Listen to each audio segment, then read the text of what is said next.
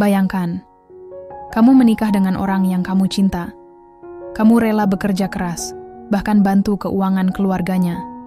Tapi suatu hari, kamu malah menemukan fakta mengejutkan. Uang yang selama ini kamu berikan ternyata bukan untuk kebutuhan keluarga, tapi untuk melunasi utang judi ayahnya.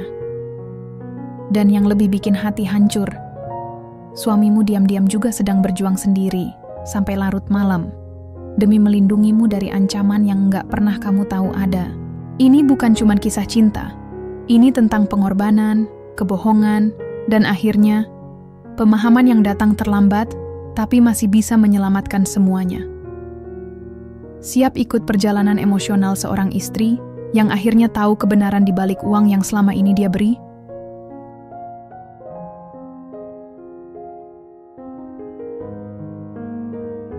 Jam dinding di atas meja kerja berdentum pelan. Aku menghela napas, melirik jam digital di layar laptop. Pukul 23.47. Masih ada satu laporan lagi yang harus selesai sebelum besok pagi. Aku mengetik sambil memijat leher yang mulai kram. Badan rasanya capek banget. Padahal hari ini bukan cuma lembur biasa. Tadi siang aku baru aja pulang dari toko elektronik, tempat Adi minta aku beliin kipas angin untuk mamanya. Katanya, AC di rumah mertua rusak, panas banget katanya. Kamu bisa ya, Sin? Aku lagi kehabisan uang, kata Adi waktu nelpon tadi. Suaranya sedikit ragu, tapi masih percaya diri juga kayak biasa. Aku jawab iya. Lagi-lagi iya. Setelah itu aku langsung cabut dari kantor, beli kipasnya, lalu antar ke rumah mertua. Mamanya Adi senyum-senyum terima barangnya, bilang, "Terima kasih banyak ya, kamu baik sekali." Lalu selesai. Cepat. Tanpa basa-basi. Tapi begitu aku balik ke rumah, Adi malah udah tidur. Mati lampu kamarnya. Aku bahkan gak sempet ngobrol sama dia. Sekarang, sendirian di depan laptop, aku mulai merasa seperti robot. Dihubungi kalau butuh, dimatikan kalau selesai. Bukan cuman soal kipas tadi. Ini udah sering terjadi. Beberapa minggu terakhir, permintaan bantuan dari keluarga besar Adi semakin sering. Ada saja alasan mereka. Adikmu mau masuk kuliah, paman sakit, listrik mati karena tagihan belum dibayar. Dan setiap kali itu Adi selalu bilang, "Kamu bisa bantu nggak? Nanti aku ganti." Nanti. Selalu nanti. Padahal penghasilanku juga nggak besar. Aku bekerja di perusahaan swasta sebagai admin marketing. Gaji pas-pasan, bonus nggak pasti. Tapi entah kenapa, aku selalu mencoba. Mencicil utang, menjual barang bekas, bahkan kadang nggak makan enak beberapa hari supaya bisa nyisihin uang. Aku nggak pernah protes. Sampai sekarang, aku menutup laptop dan menyandarkan kepala di kursi, mata perih. Tapi pikiran tetap jalan. Aku mulai mikir, apa semua ini pantas? Aku ingat awal-awal pernikahan kami. Waktu kami masih tinggal di kontrakan kecil. Beli mie instan bareng, tertawa meski hanya punya uang Rp5.000. Waktu itu, kami berdua. Kami saling bicara, saling tahu apa yang dipikirkan. Sekarang, aku bahkan nggak tahu kondisi keuangan suamiku sendiri. Aku cuma tahu bahwa setiap kali dia telepon atau chat, pasti ada permintaan. Uang. Lagi. Dan lagi. Aku bangun dari kursi, menuju kamar. Aku lihat Adi masih tidur. Dia mendengkur pelan. Aku duduk di tepi ranjang, menatap wajahnya yang tampak tenang. Aku ingin marah. Tapi aku nggak bisa. Aku masih sayang dia. Aku masih cinta. Tapi rasanya beda. Ada rasa letih yang mulai menumpuk. Seperti sampah yang nggak pernah dibuang. Perlahan, tapi pasti, menumpuk. Aku merebahkan diri di sampingnya, tanpa menyentuh. Malam ini, aku tidur dengan kepala penuh pertanyaan. Dan satu hal yang pasti, aku nggak bisa begini terus. Besok, mungkin aku akan bertanya lagi. Meskipun aku tahu, jawabannya pasti sama. Nanti aku jelaskan. Ini penting, Sin. Aku janji nggak akan repotin kamu lagi. Tapi ternyata selalu repot. Dan aku mulai lelah. Hari itu hujan deras sejak pagi. Aku duduk di kantin kantor sambil menyeruput kopi murah. Layar ponselku menyala. Ada chat dari Adi. Sin, kamu bisa bantu nggak? Besok ada rapat keluarga besar, jadi aku harus ke rumah Om. Mereka butuh biaya buat acara syukuran. Aku diam aja ngebacanya. Biaya acara syukuran? Untuk apa? Siapa yang bersyukur? Aku lihat jam makan siangku tersisa setengah jam. Belum sempat makan, perut udah mulai lapar. Tapi otakku malah sibuk menghitung-hitung uang. Di rekening, masih kurang 500.000, gumamku pelan. Aku tahu aku harus bantu. Lagi-lagi. Tapi rasanya berat. Aku bahkan belum lunasin cicilan motor bulan ini. Aku ketik balasan. Kamu nggak punya uang sendiri. Sebentar banget, dia langsung membalas. Aku baru aja habis kasih uang buat adikku. Kamu bisa ya? Nanti kalau aku dapat bonus, aku ganti. Aku baca ulang pesannya. Lalu aku tutup aplikasi chatting itu. Napasku tarik dalam-dalam. Aku merasa kayak mesin ATM berjalan. Dulu, pas awal-awal nikah, aku senang bisa bantu. Aku mikirnya, kita kan suami istri, pasti saling support. Tapi sekarang, kok kayaknya semua beban ada di pundakku. Aku ingat waktu 2 bulan lalu, saat Adi bilang keluarganya lagi kesulitan karena usaha ayahnya bangkrut. Aku langsung bilang, iya, tanpa banyak tanya. Bahkan aku rela jual laptopku yang bekas, cuma buat bantu mereka bayar listrik. Dan sekarang, cuma buat acara syukuran, aku nggak percaya. Pertanyaan-pertanyaan mulai muncul di kepala. Kenapa harus aku yang selalu dimintai? Tolong, kenapa Adi nggak pernah jelasin kemana uang itu pergi? Kenapa dia selalu bilang nanti diganti, tapi sampai sekarang nggak pernah? Aku coba tenangkan diri. Ini pasti cuma kebetulan. Mungkin keluarganya emang lagi susah beneran. Aku nggak boleh egois. Tapi entah kenapa, sejak hari itu, aku mulai sering mikir hal-hal yang dulu nggak pernah kupikirkan. Malam harinya, Adi pulang agak telat. Jam 8 lebih. Biasanya dia udah masuk rumah sebelum 7. Aku sedang menyetrika baju kerja sambil nonton YouTube. Lama banget, kataku begitu dia masuk. Iya, tadi masih ngurusin urusan keluarga, jawabnya sambil melepas jaket. Aku angkat alis. Masih soal acara besok? Dia manggut. Iya, mereka minta aku bantu persiapan. Banyak banget detailnya. Aku diam sejenak. Kamu nggak capek? Adi duduk di sebelahku. Capek, tapi gimana lagi? Keluarga juga cuma sekali-kali minta tolong. Aku ingin tanya, lalu kapan giliran kita? Tapi aku tahan. Aku putuskan untuk bertanya pelan-pelan. Aku cuma heran aja. Kok keluarga kamu selalu butuh uang terus ya? Adi langsung berubah ekspresinya. Datar. Dingin. Ada apa? Kamu nggak mau bantu lagi? Aku geleng cepat. Bukan gitu. Aku cuma pengen tahu kemana uang itu pergi. Aku juga lagi susah. Aku nggak marah, tapi aku pengen tahu. Dia menatapku sejenak. Lalu dia bangkit berdiri. Nanti ajalah. Aku capek. Aku mau mandi dulu. Aku hanya bisa menatap punggungnya yang menjauh. Aku tidur tanpa menyentuh Adi. Dia juga nggak ajak ngobrol. Aku mulai merasa seperti orang asing di rumah sendiri. Aku nggak marah, aku cuma lelah. Lelah dipaksa percaya tanpa penjelasan. Lelah jadi tempat mereka bergantung. Lelah menjadi istri yang selalu dikira punya uang. Padahal hidupku juga nggak mudah. Aku menatap langit-langit kamar. Hujan masih turun. Suaranya bikin mata mengantuk, tapi pikiran tetap segar. Besok, mungkin aku akan coba tanya lagi. Meskipun aku tahu, jawabannya pasti sama. Nanti aku jelaskan. Ini penting. Aku janji, nggak akan repotin kamu lagi. Tapi, ternyata selalu repot. Dan kali ini, aku mulai ragu. Apakah semua ini benar-benar demi keluarga, atau ada sesuatu yang disembunyikan? Aku bangun pagi itu dengan kepala pusing. Mungkin karena tidur larut, atau mungkin karena otakku nggak pernah berhenti mikir hal yang sama. Aku lihat Adi udah pada kabur kemana entah.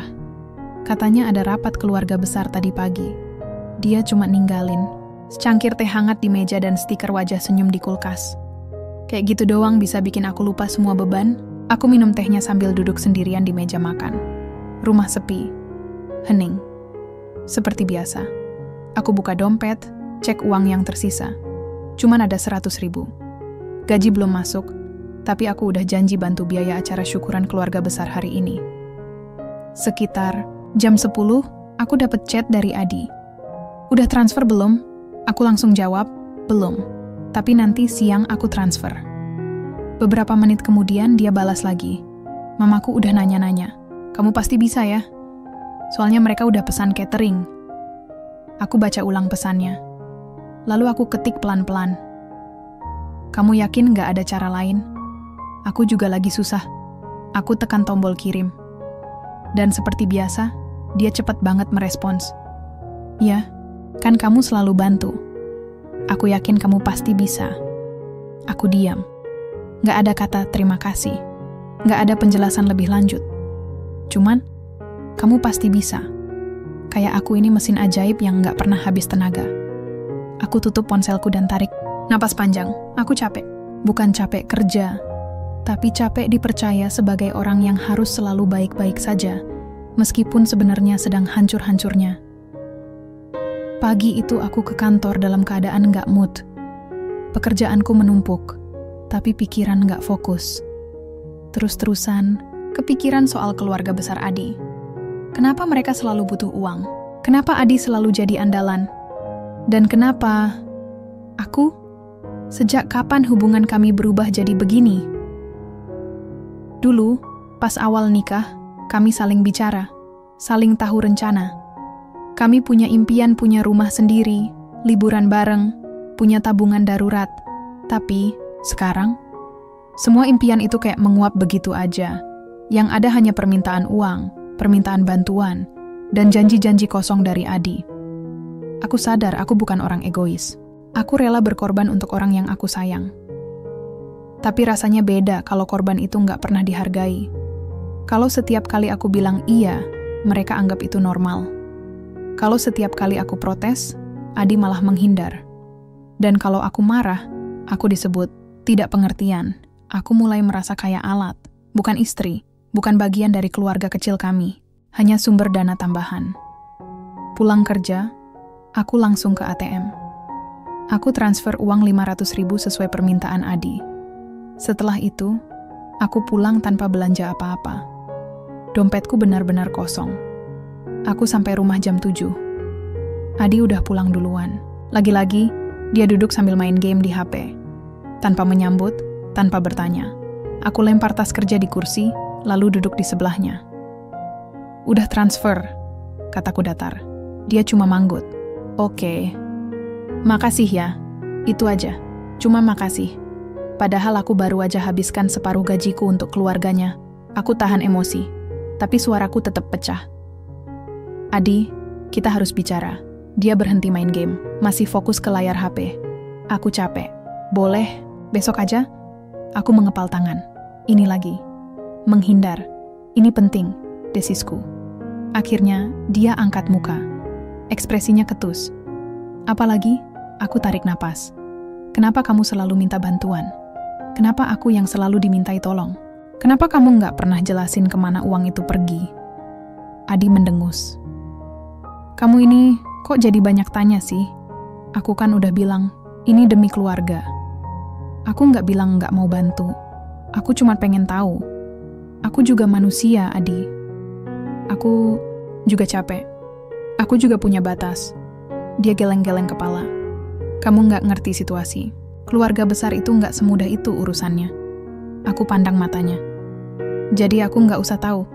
Aku cuma disuruh percaya aja. Adi diam sejenak. Lalu dia berdiri. Aku nggak mau ribut. Aku capek. Aku mau tidur. Aku hanya bisa menatap. Punggungnya yang menjauh. Lagi-lagi, aku duduk sendirian di ruang tamu. Mati lampu. Hanya suara angin malam yang menemani. Aku menangis pelan. Bukan karena marah, tapi karena lelah. Lelah jadi istri yang selalu dikira kuat. Lelah jadi tempat semua beban ditumpukan. Lelah menjadi satu-satunya yang mencoba membangun hubungan ini, sementara yang lain cuma terus mengambil. Aku mulai berpikir, apakah aku masih pantas menyebut ini rumah? Atau aku hanya tinggal di sebuah tempat bernama rumah, tanpa ada rasa memiliki. Aku nggak ingat kapan aku mulai menangis semalaman. Yang jelas, pagi itu mataku bengkak dan kepala pusing. Aku bangun dengan suara Adi yang lagi nelpon seseorang di luar kamar. Nanti aku usahain lagi. Iya, tapi jangan desak-desak terus. Bisiknya pelan-pelan. Aku berdiri perlahan, buka pintu kamar, dan melihat Adi sedang berdiri di depan jendela. Wajahnya tegang. Dia langsung menutup telepon begitu melihatku. Ada apa? Tanyaku datar. Nggak apa-apa. Jawabnya cepat. Aku diam sebentar, lalu pergi ke kamar mandi tanpa bicara lagi. Sejak malam tadi, pikiranku nggak tenang. Ada rasa nggak enak yang terus mengganjal. Aku mulai curiga. Bukan cuma soal uang, tapi juga soal sikap Adi. Selalu menghindar kalau ditanya. Selalu ada alasan untuk keluarga besar. Dan selalu, nanti kalau aku minta penjelasan. Tapi kali ini, aku nggak mau nunggu. Aku harus tahu kemana uangku pergi. Saat jam makan siang di kantor, aku buka aplikasi chattingku dan cari chat lama antara aku dan Adi. Aku cek semua permintaan bantuan darinya dalam setahun terakhir. Aku mulai menghitung kasar. Januari, biaya operasi mamanya. 3 Februari, biaya masuk sekolah sepupunya. 750.000 Maret, biaya renovasi rumah keluarga besar. 2.000 April, acara syukuran keluarga. 500.000 Mei, adiknya butuh laptop buat kuliah. 3.000 Juni, biaya pengobatan pamannya. 3.000 Juli, listrik mati karena tagihan belum dibayar. 800.000 Agustus, omnya butuh biaya nikah anaknya. 2 September, uang bulanan untuk orang tua 500.000 dan masih banyak lagi. Aku hentikan scrolling. Jumlahnya udah lebih dari 12 juta hanya dalam waktu 9 bulan. Itu belum termasuk permintaan-permintaan kecil yang sering dia lontarkan di tengah bulan. Aku lihat rekeningku sendiri. Gaji bulananku sekitar 4,5 juta. Bonus kadang ada, kadang enggak. Cicilan motor, listrik, belanja bulanan, transport, dan segala macam. Tapi dari jumlah itu, hampir separuh habis untuk membantu keluarga besar Adi. Aku duduk diam di kursiku. Napasku tiba-tiba terasa sesak. Kenapa aku nggak pernah sadar? Kenapa aku selalu percaya aja? Kenapa aku nggak pernah mikirin diriku sendiri? Pulang kerja, aku langsung ke ATM. Ada notifikasi transfer masuk dari kantor, gaji bulanan. Aku tarik tunai 500.000, sisanya tetap di rekening. Aku cuma ambil sedikit buat beli nasi dan sayur. Sampai rumah, Adi sedang nonton TV. Udah, gajian?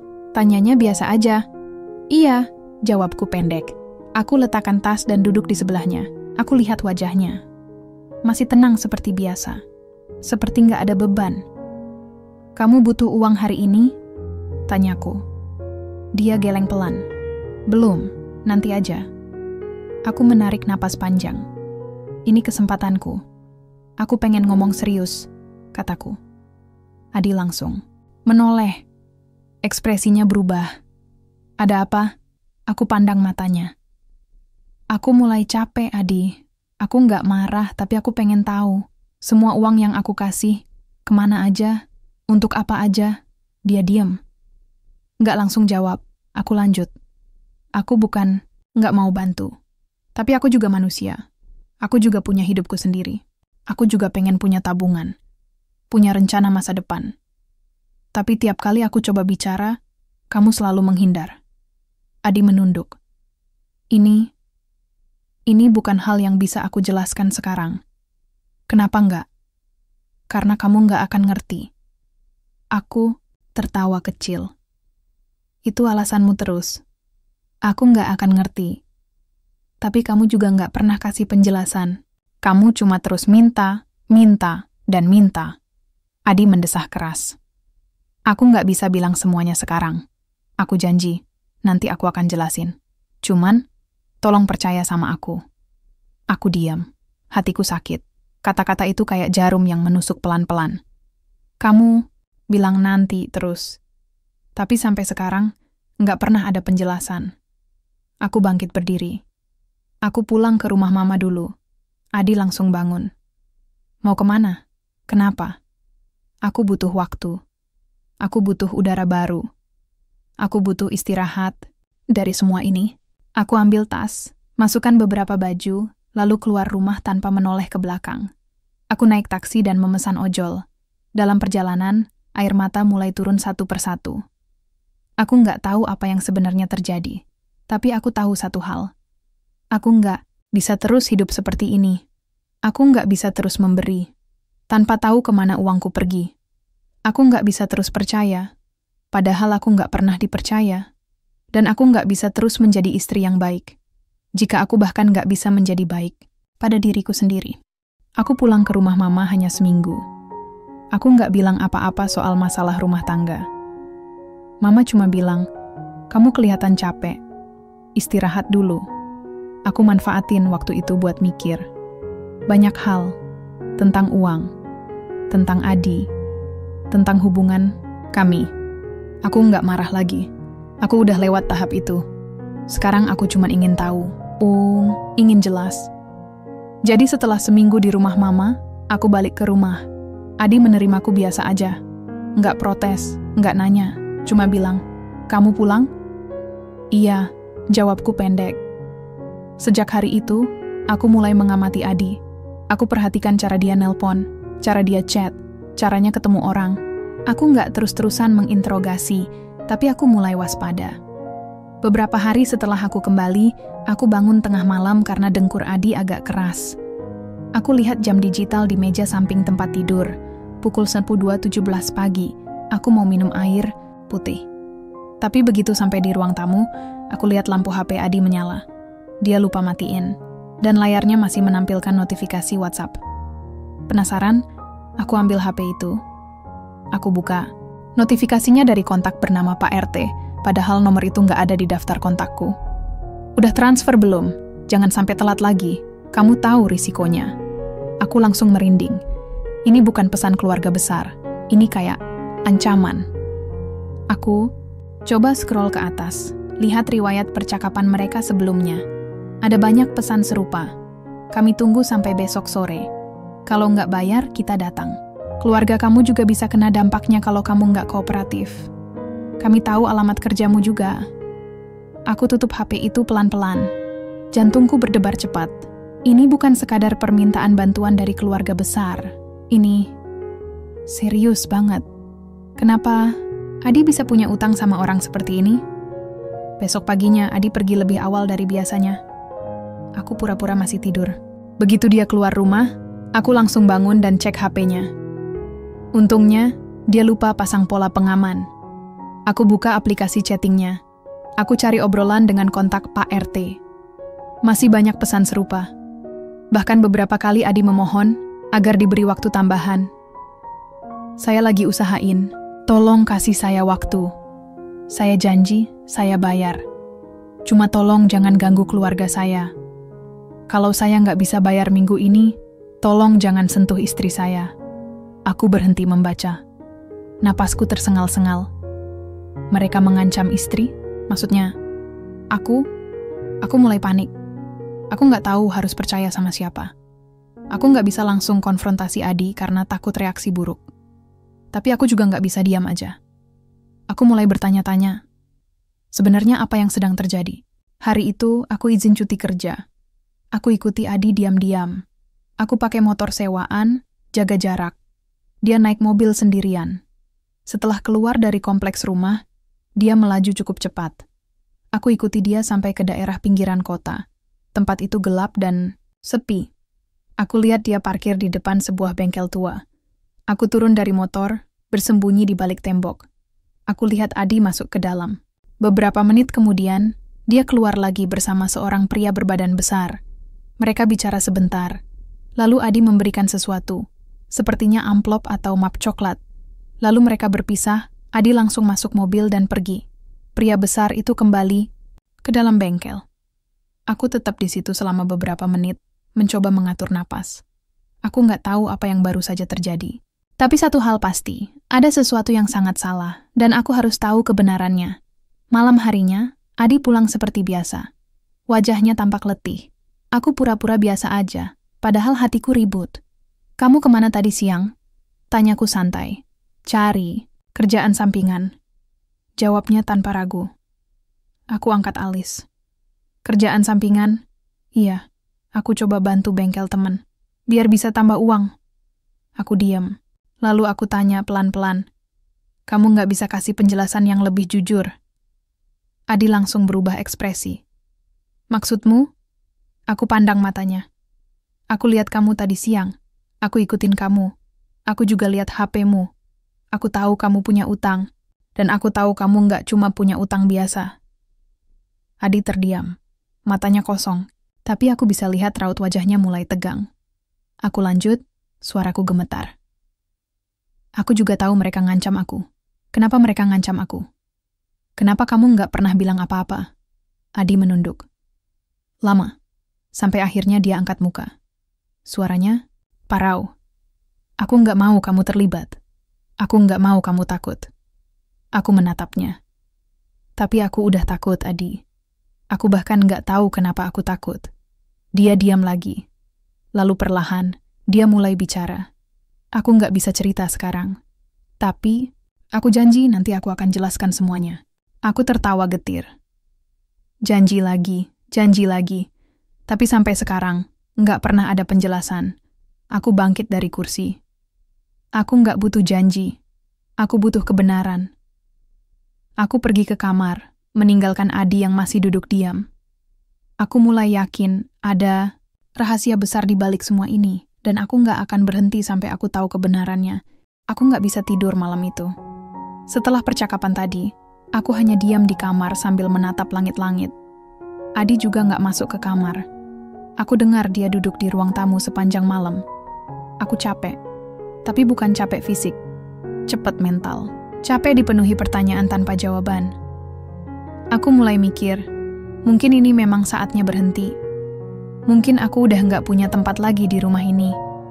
Aku cuma jadi alat untuk membayar utang orang lain, dan bahkan nyawaku jadi taruhan karena hal yang nggak pernah aku setujui. Pagi harinya aku bangun dengan kepala berat. Aku keluar kamar, dan Adi masih ada di ruang tamu. Matanya sembab. Dia pasti nggak tidur semalaman. Kamu mau dengerin penjelasanku? Katanya pelan, aku diam sejenak. Lalu aku angguk. Iya. Adi menarik napas panjang. Dia mulai bicara, suaranya bergetar. Ayahku, dia punya utang judi. Bukan sedikit, hampir 20 juta. Dia berhutang sama rentenir. Mereka udah lama ngancam-ancam keluarga kami kalau ayah nggak bayar. Aku diam aja. Jantungku mulai berdebar cepat. Aku nggak setuju waktu keluarga besar bilang aku harus bantu lunasin. Tapi mereka bilang, kalau enggak, nyawa ayah bisa hilang. Bahkan keluargaku juga bisa kena. Aku meremas selimutku. Jadi, semua uang itu, iya, potongnya. Uang itu buat bayar utang ayah. Keluarga besar maksa aku. Aku nggak punya pilihan. Aku menggeleng pelan. Kenapa kamu nggak bilang dari awal? Kenapa kamu biarin aku mikir macam-macam? Adi menunduk. Aku takut. Aku takut kamu bakal marah. Aku takut kamu akan pergi. Aku nggak pengen kamu terlibat.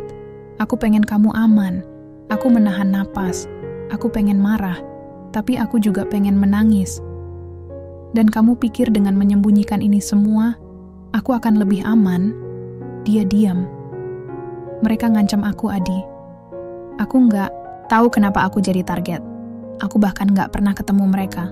Tapi mereka tahu nomorku, tahu alamat kerjaku, bahkan tahu rumahku. Aku hampir menangis. Aku takut, tapi kamu nggak pernah kasih penjelasan. Kamu cuma minta aku percaya. Padahal, aku bahkan nggak tahu apa yang harus aku percayai. Adi menatapku. Matanya berkaca-kaca. Aku minta maaf. Aku nggak pernah pengen kamu terluka. Aku coba lindungi kamu. Aku coba selesaikan sendiri. Aku menunggu dia lanjut. Aku bahkan kerja tambahan tiap malam. Di bengkel itu. Aku kerja sampai jam 1 dini hari. Aku usahain lunasin utang itu sendiri biar kamu nggak kebagian beban. Aku diam. Otakku mulai olah informasi. Jadi, selama ini, Adi bukan cuma terima uangku dan pergi begitu saja. Dia juga kerja keras. Sendirian, aku ingat beberapa kali dia pulang, telat. Kadang bajunya bau oli. Tapi aku selalu pikir dia cuma ngumpul sama temannya. Padahal, dia kerja tambahan demi melunasi utang itu. Kenapa kamu nggak bilang dari awal? Tanyaku lagi. Keluarga besar ngancem. Kalau aku cerita ke siapa-siapa, mereka bisa batalin pembayaran. Aku takut mereka akan langsung serang kita kalau tahu aku ngomong ke kamu. Aku menghela napas panjang. Jadi, kamu rela aku terus-terusan bayarin uang, tapi kamu juga kerja mati-matian tiap malam? Adi manggut pelan. Aku diam. Aku nggak tahu. Lagi harus marah atau sedih. Aku merasa kayak orang bodoh. Aku mengira aku cuma dijadikan ATM berjalan. Tapi ternyata, suamiku sendiri juga hidup seperti budak. Aku pergi ke dapur, ambil segelas air putih. Tenggorokanku kering. Aku butuh waktu buat proses semua ini. Adi tetap duduk di ruang tamu. Nggak berani ganggu aku. Setelah minum, aku kembali, duduk di sebelahnya. Kita nggak bisa begini terus, kataku pelan. Dia menoleh. Kita nggak bisa terus-terusan hidup dalam tekanan. Kita harus lawan. Kita harus keluar dari ini semua. Adi diam sejenak. Lalu dia berkata, aku sudah coba, tapi mereka kuat. Mereka banyak. Aku nggak tahu cara lain. Aku pandang matanya. Kalau kita bersatu, mungkin kita bisa cari cara lain. Kita nggak harus sendirian. Kita bisa cari bantuan. Polisi, LSM, atau siapapun. Asal kita bersama. Adi menatapku lama. Lalu perlahan dia angguk. Oke, katanya pelan. Mulai sekarang aku janji, nggak akan ada rahasia lagi. Aku tersenyum tipis. Janji itu harus ditepati, ya. Dia mengangguk lagi. Aku menatap langit-langit rumah kami. Masih sama seperti biasa. Tapi hatiku udah beda. Aku masih sakit. Aku masih marah. Aku masih trauma. Tapi sekarang, aku tahu satu hal. Aku nggak sendirian. Dan untuk pertama kalinya, aku merasa kita punya kesempatan untuk keluar dari semua ini.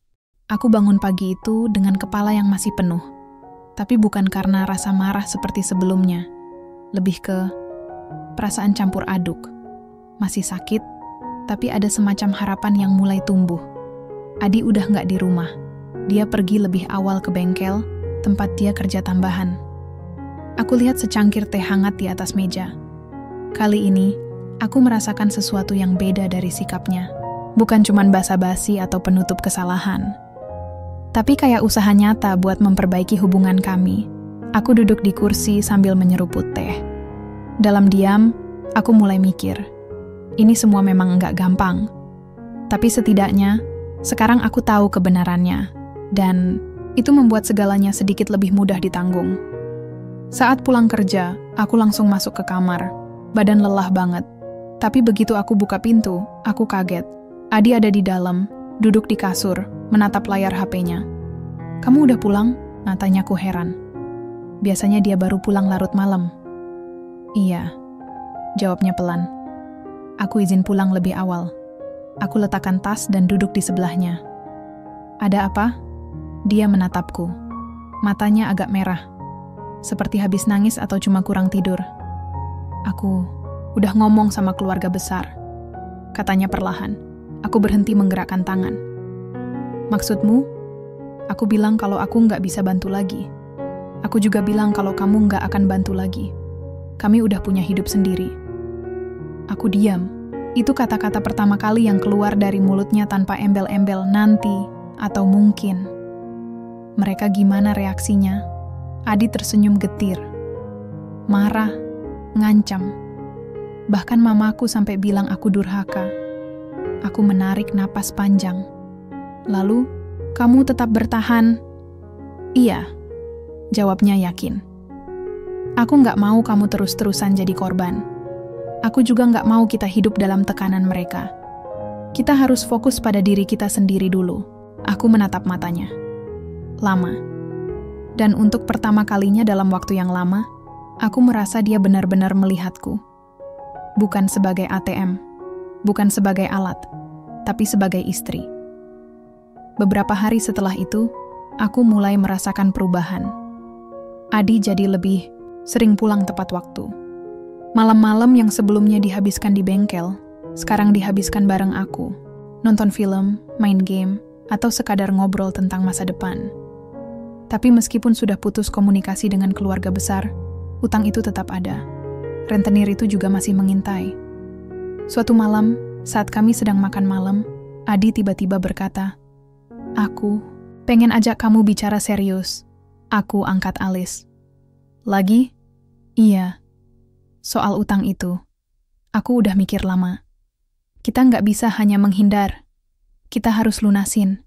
Tapi caranya harus aman, tanpa melibatkan keluarga besar." Aku menyetujui idenya. "Aku setuju. Tapi gimana caranya? Kita berdua tahu uang kita pas-pasan." Adi menarik napas panjang. "Aku punya ide. Kita bisa coba usaha kecil. Jualan makanan online. Kamu kan suka masak. Aku bisa bantu anter. Kalau lancar, mungkin kita bisa tambah modal pelan-pelan." Aku diam sejenak. Ide itu terdengar sederhana. Tapi justru karena itu, aku merasa ini bisa berhasil. Aku setuju. Tapi satu syarat. Adi menatapku. Kita nggak boleh menyembunyikan apapun lagi. Apapun yang terjadi, kita hadapi bersama. Termasuk kalau ada ancaman lagi dari mereka. Adi manggut. "Janji." Aku tersenyum tipis. Kalau janji, pastikan ditepati. Hari-hari berikutnya, kami mulai merencanakan usaha itu.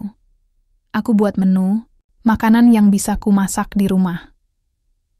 Adi bikin akun Instagram dan WhatsApp untuk promosi. Kami beli beberapa perlengkapan dapur baru, meskipun harus cicil. Pertama kali, pesanan cuma 2 atau 3 per hari. Tapi pelan-pelan, mulai ada pelanggan, tetap. Beberapa teman kantor bahkan ikutan memesan dan merekomendasikan ke orang lain. Setiap kali dapat uang, kami sisihkan. Bukan buat belanja bulanan atau liburan. Cuman buat satu tujuan, lunasi utang itu. Aku tahu ini nggak akan cepat. Tapi setidaknya, kami berusaha. Bersama. Dan untuk pertama kalinya, aku merasa kami benar-benar menjadi tim. Bukan cuma suami istri, tapi partner yang saling mendukung, yang saling melindungi, yang siap melawan apapun selama bersama. Pagi itu udara terasa lebih dingin dari biasanya. Aku baru aja selesai masak beberapa pesanan nasi kotak untuk pelanggan setia kami. Usaha makanan online kami mulai berkembang. Meski belum besar, tapi cukup buat bikin kami punya rekening tabungan, khusus untuk melunasi utang. Adi sedang packing pesanan terakhir sambil menyetel radio kecil di dapur. Lagu lama yang kami suka dulu diputar. Ada senyum samar di wajahnya. Untuk pertama kalinya dalam waktu lama, dia terlihat tenang.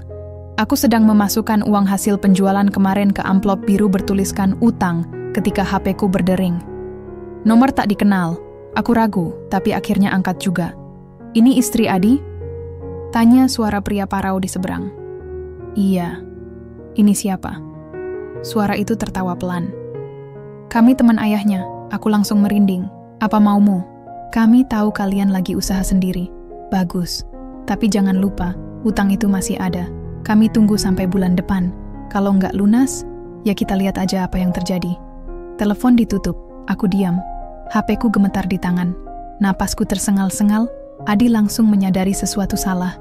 Dia cepat-cepat mendekatiku. "Apa yang terjadi?" Aku menyerahkan HP-ku padanya. Aku nggak bisa bicara. Aku cuma bisa menahan air mata yang mulai turun. Dia baca riwayat panggilan itu. Lalu matanya gelap. "Mereka nggak akan berhenti," gumamnya. Sore. Harinya, aku dan Adi pergi ke kantor polisi setempat. Kami laporkan semua ancaman yang sudah kami terima selama ini.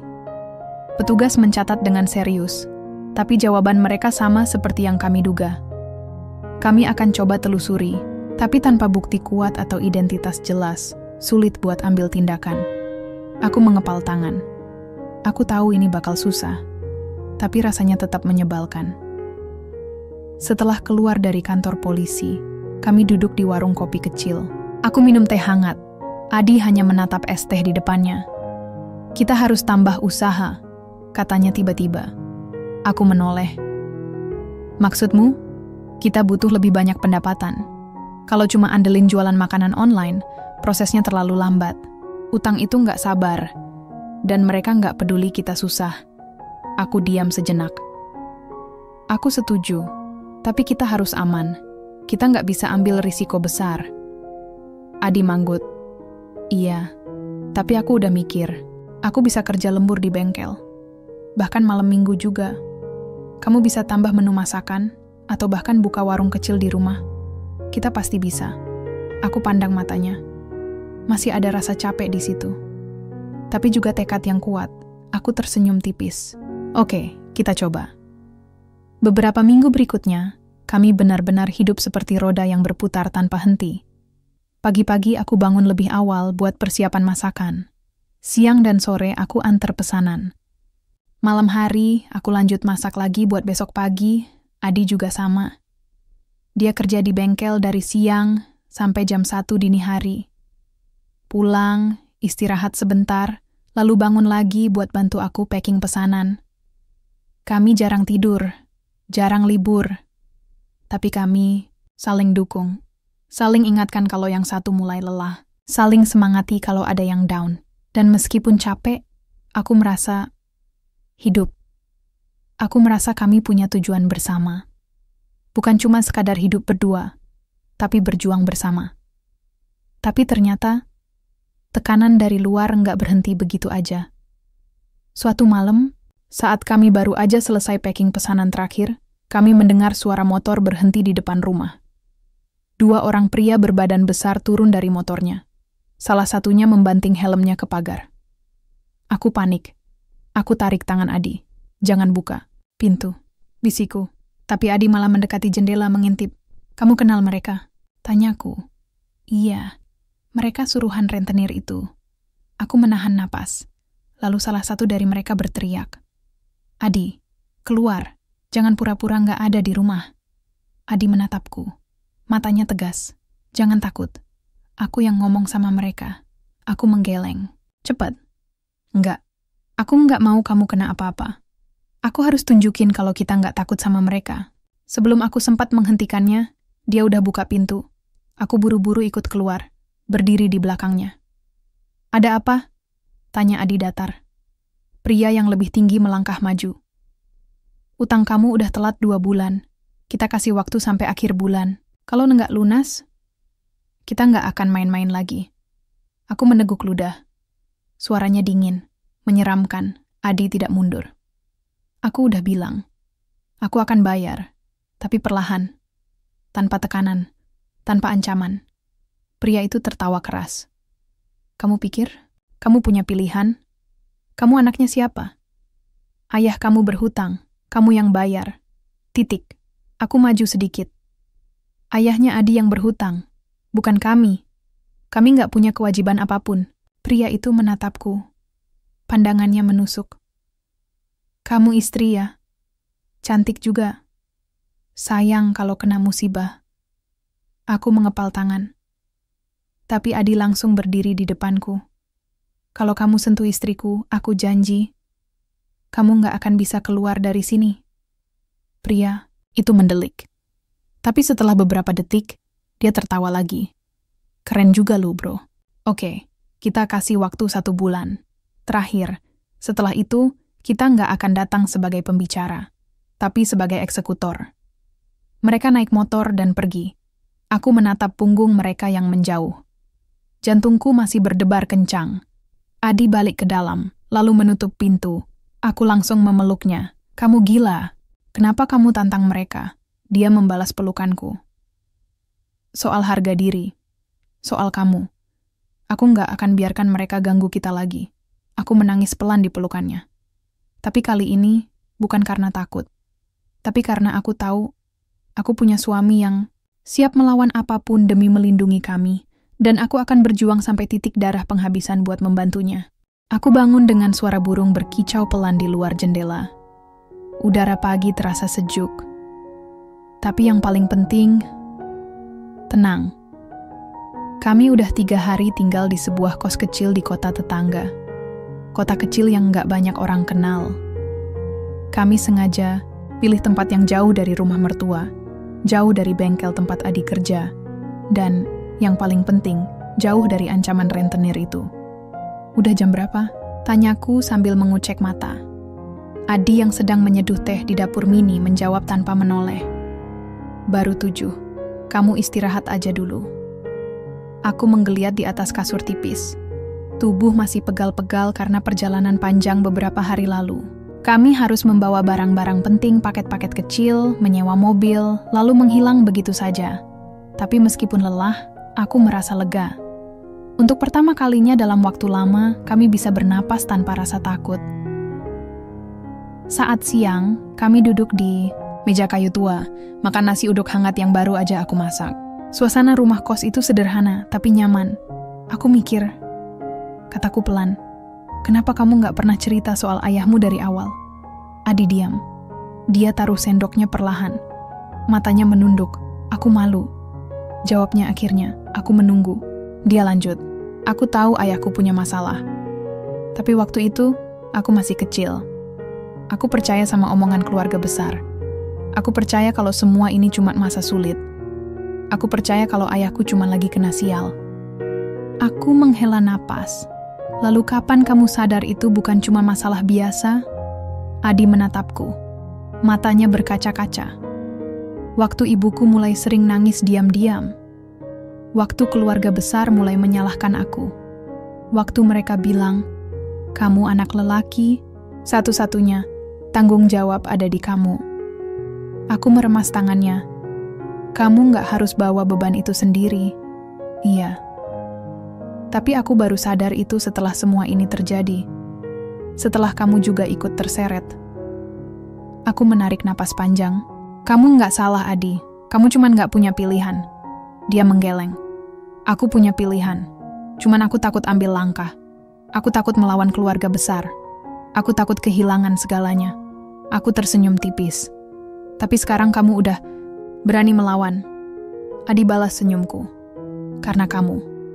Kamu yang bikin aku sadar, kita nggak harus hidup seperti ini. Beberapa hari setelah itu, kami mulai mencoba bangkit lagi. Meski di tempat asing, kami tetap usaha. Aku lanjut jualan makanan online via grup WhatsApp lokal. Adi, coba cari kerja sampingan sebagai teknisi elektronik di toko kecil dekat sini. Tapi meskipun kami udah jauh dari rumah, bayang-bayang itu tetap datang. Suatu malam, HP-ku bergetar. Ada pesan WhatsApp dari nomor tak dikenal. Kami tahu kalian kabur. Kami tahu kalian di mana. Jangan kira kamu bisa lari selamanya. Aku langsung menutup aplikasi itu. Jantungku berdebar cepat. Adi yang sedang menyetrika baju melihat ekspresiku. Ada apa? Aku tunjukkan layar HP-ku. Dia langsung mengambil HP-ku dan menghapus kontak itu. Jangan dibuka lagi, biar aku blokir semua nomor mereka. Aku menatapnya. Mereka nggak akan berhenti, ya? Adi menggeleng. Enggak, tapi kita juga nggak boleh menyerah. Aku menghela napas. Kita harus lapor polisi lagi. Iya, tapi kali ini kita bawa bukti lengkap. Chat, rekaman suara, foto, semua. Aku angguk. Oke, kita coba lagi. 2 hari kemudian, kami pergi ke kantor polisi setempat. Kami laporkan semua ancaman yang sudah kami terima. Petugas tampak lebih serius kali ini. Kami juga bawa beberapa bukti digital, termasuk video saat 2 pria itu datang ke rumah kami dulu. Kami akan teruskan ke penyidik, kata petugas. Kalau bukti cukup, kami bisa ajukan perlindungan saksi, atau bahkan penahanan terhadap pelaku.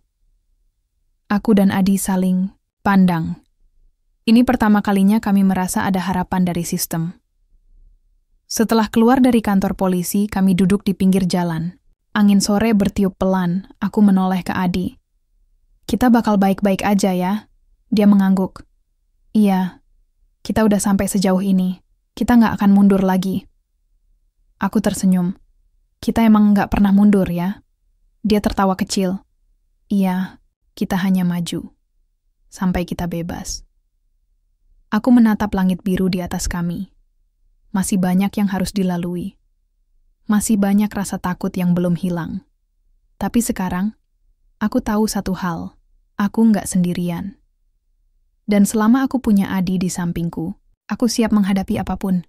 Aku duduk di balkon kecil kos-kosan kami, menyeruput teh hangat sambil menatap langit pagi yang cerah. Udara sejuk bertiup perlahan, membawa aroma tanah basah dari hujan semalam. Di dalam, Adi sedang membersihkan HP bekas yang dia beli dari temannya untuk dipasarkan kembali. Usaha kecil-kecilan itu mulai berjalan stabil. Kami juga sudah punya beberapa pelanggan tetap dari jualan makanan online. Bukan omset besar, tapi cukup buat makan, bayar kos, dan sisihkan uang untuk tabungan darurat. Dan untuk melunasi utang itu, pelan-pelan tapi pasti. Beberapa minggu setelah kami pindah ke sini, polisi akhirnya menghubungi kami.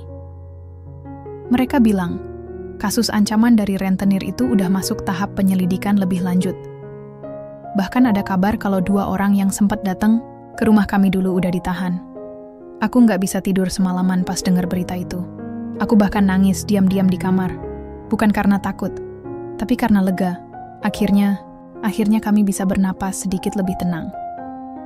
Pagi itu, saat aku sedang packing pesanan terakhir, Adi tiba-tiba mendekat.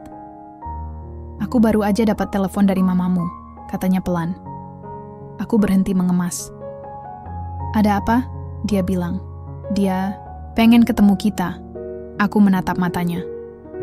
"Lama?" Aku jawab iya, tambahnya cepat. "Tapi cuma kalau kamu setuju."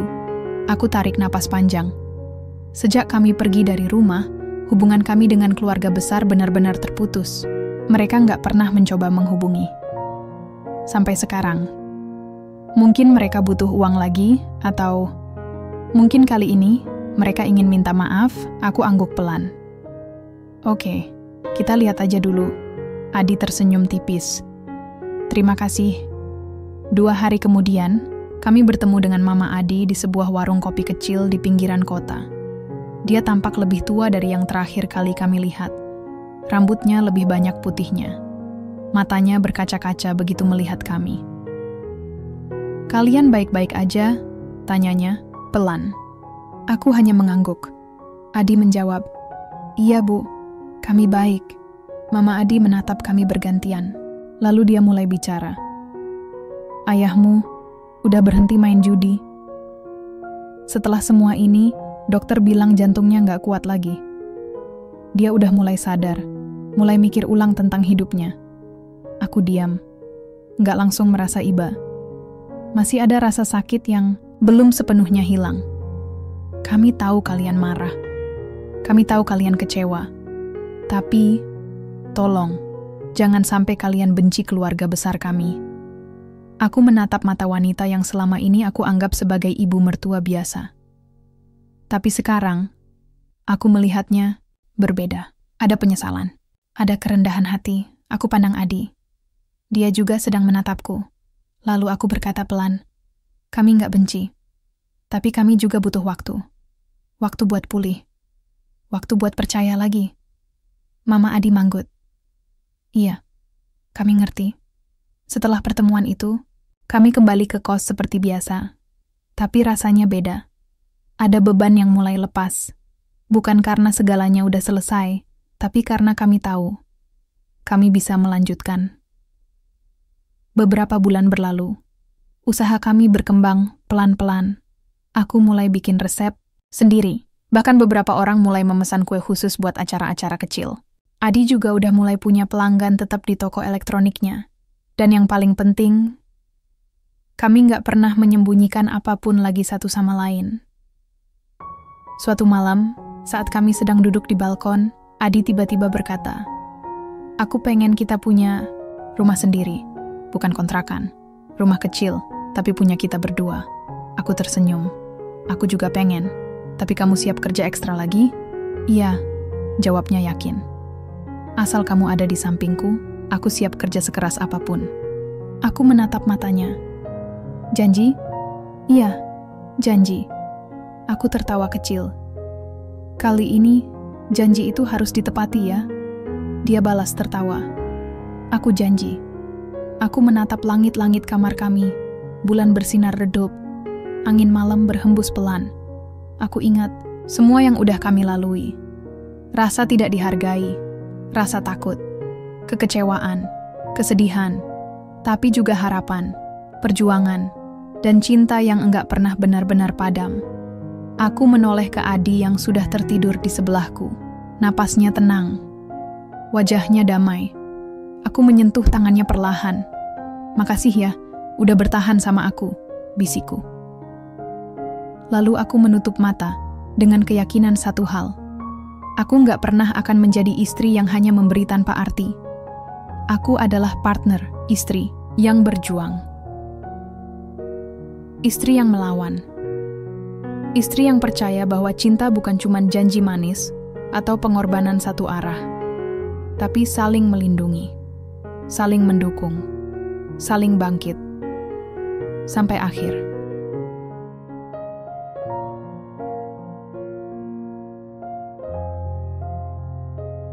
Kadang, cinta itu nggak cuma soal saling memberi, tapi juga soal saling memahami, saling melindungi, dan yang paling penting, saling jujur. Sinta dan Adi harus melewati banyak hal sebelum mereka akhirnya sadar. Rumah tangga itu bukan beban yang harus ditanggung sendirian, tapi perjuangan yang harus dihadapi bersama. Kalau kamu sampai di sini, terima kasih udah ikut perjalanan mereka. Semoga kisah ini bisa mengingatkan kita semua bahwa komunikasi dan kejujuran adalah fondasi dari hubungan apapun, terutama dalam pernikahan. Jangan lupa, kalau kamu suka dengan cerita ini, klik tombol like, share ke teman-teman kamu yang mungkin juga sedang mencari jawaban dalam hubungan mereka.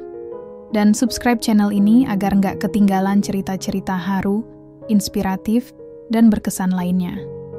Ada cerita cinta, keluarga, persahabatan, atau bahkan pengalaman hidup nyata yang siap nemenin hari-harimu. Sampai jumpa di video berikutnya.